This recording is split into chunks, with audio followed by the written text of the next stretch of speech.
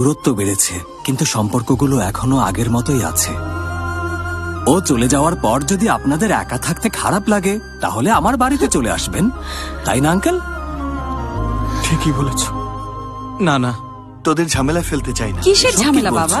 আমরা এত লোকের খাবার রান্না করি, দুজন বেশি হলে কি সমস্যা হবে? হ্যাঁ, আপা, আপনি থাকবেন না আমাদের সাথে? একদম। 25 বছর ধরে মায়ের রান্না খেতে খেতে বোর হয়ে গেছি। আপনি আমার জন্য নিজের হাতে রান্না করবেন। অবশ্যই থাকবো শাস্ত্রী। ও আমেরিকা, ইউরোপ যেখানে ইচ্ছা চলে যাক, আমি তোমাদের সাথে এখানেই সারা জীবন থাকবো। ঠিক আছে না বাবা? আমার আন্টি সুইট ছিল, সুইট আছে, সবসময় সুইট থাকবে।